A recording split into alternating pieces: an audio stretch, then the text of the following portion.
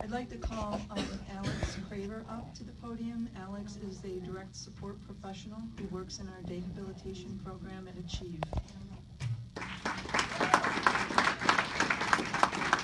Thank you. I have to admit, when I was asked to speak at this rally, the prospect was terrifying. It was terrifying because it's something I'm passionate about, and it's a great cause. But I felt I had to do it. I had to represent my coworkers and those that we support. So thank you for this opportunity. For those who are not familiar with the term, direct support professionals assist individuals with disabilities, developmental or otherwise. We provide physical assistance and emotional encouragement to promote self-determination, community integration, and an overall high quality of life. DSPs do everything we can to ensure that those with disabilities have the best day possible every day. We provide a service that most are unwilling to undertake. DSPs are an absolutely vital part of society. And I was asked to speak why we deserve higher wages. And I was like, well, how much time do I have? But I broke it down to basically two reasons. And one, it's a tough job. And low wages, often less than $10 an hour, make it much tougher. And two, and this is just as important, it's tough on the individuals we serve. Low wages for DSPs have a direct and very negative effect on the lives of the developmentally disabled. So why do we deserve more money? It's strenuous work. It's physically and emotionally taxing to ensure this best day possible every day and to ensure personal dignity. It requires empathy, patience, and mental resilience. There is little room for error. These are people's lives. We are subject to high liability, and the pay is not commensurate with that liability. There is no room for loss of cool. We are not afforded grudges.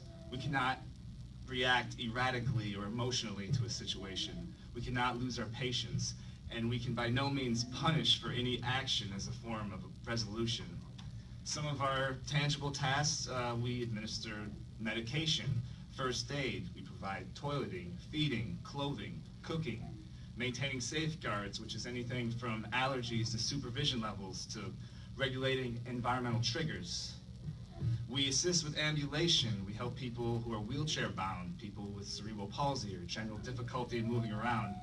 This often involves heavy lifting, and this often takes a serious toll on our bodies. Anyone who rides Linda's bus could tell you how their back feels right now.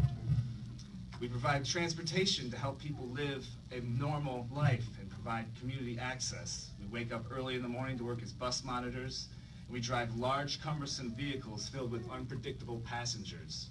We're often responsible for managing several personal crises at one time in a moving vehicle, and that is no easy task.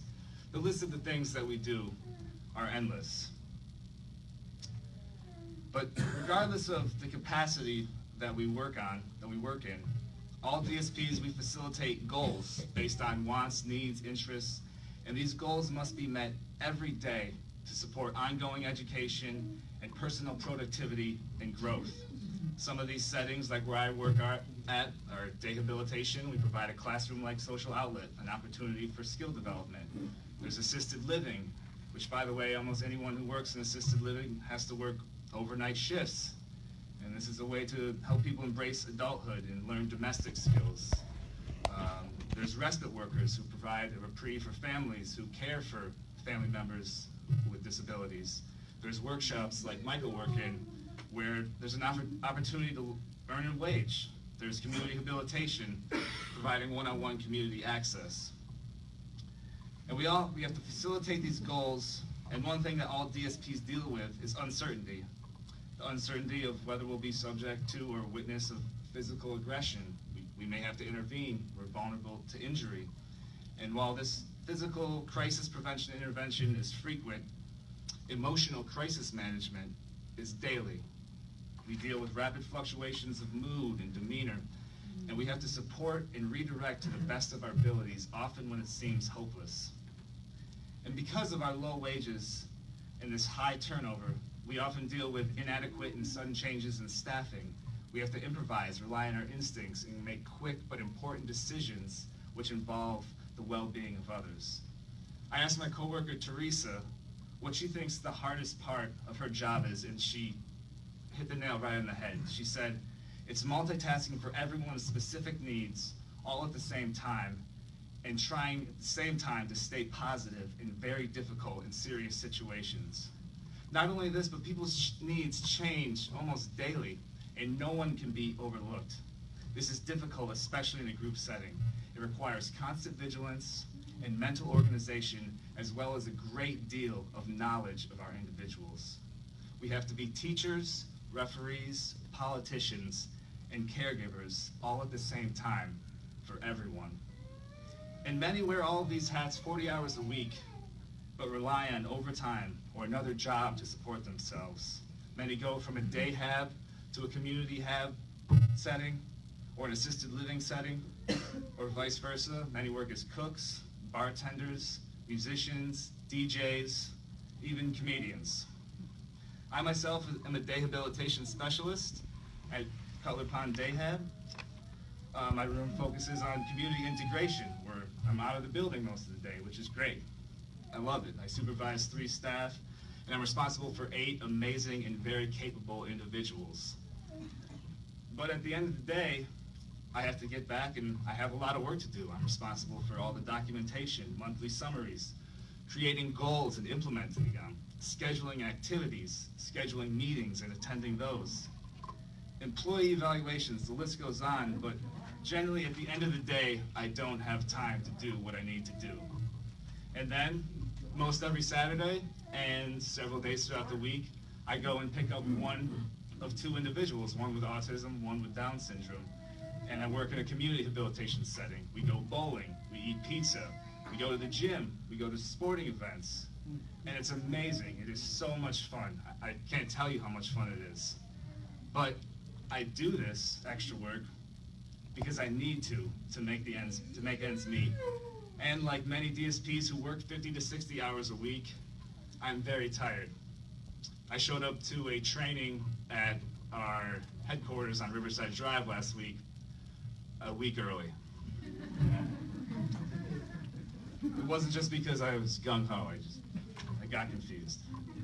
But anyway, these longer hours, they do make for fatigue and lack of motivation and an overall diminished performance. And this is potentially dangerous when we're trying to maintain safeguards or drive safely or help people walk. But why do we stay? Why do we stay with this tough job? We stay because we love the people and the work despite the difficulty. If you're not a DSP, you might not be able to understand the personal fulfillment and the self-worth and the joy and the perspective that this job provides. It's difficult to leave when people that you serve become your extended family, people that you can't help but love. And it's difficult to explain to these people why you may have to leave because of matters of livelihood. But why do we leave? We leave because we're fed up with the strenuous nature of the job that does not match the pay. It simply, more often than not, does not provide a living wage. With low pay, DSPs feel underappreciated, degraded, used, manipulated. And they have to find work at a different agency or a different field, even if this is something that they're passionate about and they love and they're good at. And moreover, this field is not attractive when disgruntled DSPs describe their job to their friends negatively in regards to the pay, which again is often less than $10 an hour. You'll hear people say things like, how am I doing this? This is above my pay grade. I could be flipping burgers right now, not to disenfranchise anyone who works hard to support themselves and their family. But they feel they could be doing something else for the same or more money without the apprehension of, say, having to manage behaviors or physical aggression or provide toileting assistance. And so there's this problem of alarmingly high turnover. And why is this a problem? One, it's costly. Administrators spend a lot of time and resources to interview. There's extensive background checks, and in the time that it takes to go through, many people find work elsewhere. But most importantly, low wages leading to turnover provides a chaotic, uncertain, and overall inadequate environment for those we serve. Learning people takes time. The developmentally disabled are some of the most original people I have ever met. They're the most creative and individually unique people you will ever meet. Each individual has their own language, their own social thumbprint. They have their own way of speaking, their own personal lexicon, their own way of listening, and their own way of teaching others how to communicate with them. You have to learn what makes them tick. You have to learn abilities as well as limitations and allow these abilities to flourish. And you are always learning new things, and they are usually abilities. So it takes time to develop these deep personal relationships and trust. You have to learn to trust each other. And when staff constantly changes and people leave, there is not enough time to do this. High turnover is confusing and painful for those we serve, not just because it hinders the forming of this relationship and on-site education, and not just because it's difficult to lose those you've come to trust, but it's painful because many are dependent on a strict consistency of routine to have a good day and to maintain sanity amidst disability. People with disabilities often deal with new staff on a daily basis, and this makes satisfying wants and needs very difficult, perhaps impossible. And the result is that safety precautions are jeopardized and accidents happen. This is unacceptable. Our guys deserve a 100% safe environment, always. Furthermore, this confusion and disorientation of thrown routines leads to a plethora of negative effects. This can lead to anxiety, depression, heightened agitation, verbal, physical aggression, and it inevitably leads to a harder day for both DSPs and those we serve. With lower wages comes lower motivation, lower self-esteem, and it's difficult to empower others when you feel personally demoralized. And again, low wages don't attract energetic, high-caliber employees who are eager to learn, develop, and actively participate in training, employees who are willing to be creative and find alternative person-specific means of providing rich, meaningful days. And this is ultimately what matters most. And lastly, a lack of a living wage makes for stress at home. DSPs are often unable to pay rent, pay their bills, and provide for their family. And this can very easily lead to poor, unfocused performance in a field where selflessness is paramount. And this stress transfers not just to coworkers, but to individuals that we serve. These people are highly perceptive and often highly reactive to stress. And this gift of perception is a beautiful thing, but it can often lead to a serious frustration, perpetuating an overall dysfunctional environment.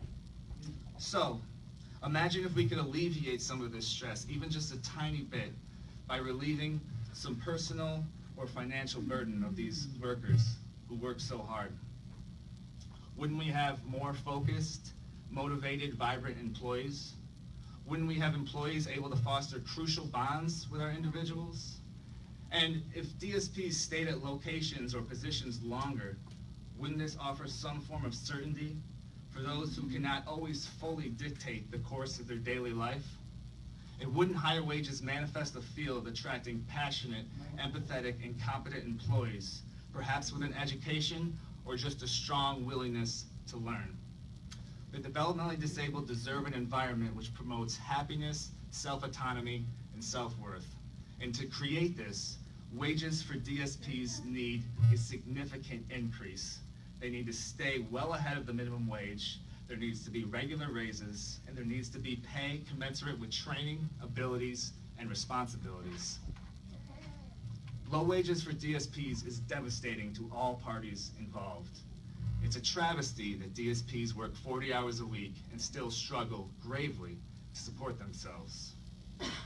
The developmentally disabled deserve DSPs that work hard, and DSPs deserve fair pay for their hard work. The developmentally disabled deserve the absolute best employees possible. And so I wanted to sum this up with a quote from my good friend Shalise Foster, who I have the privilege of working with 5 days a week. And Shalise is amazing. Shalise knows everything. Sometimes I think I should call my supervisor or call the front desk, and then I think I could just ask Shalise. She knows. She knows everything that's going on. So I was walking with her the other day, and I told her about this rally and that I'd be speaking, and she said, "Yeah, I know." Of course she did. So anyway, I asked Shalise. I asked her if there was anything she would have me say on behalf of her and her friends at Achieve. And she said, I quote, "Tell them that you need more better money because you work hard." And Shalise, that meant so much coming from you to say that to me. I really, really appreciate that. You deserve for us to make more better money so we can better serve you. So thank you, Shalise, and thank you, everyone.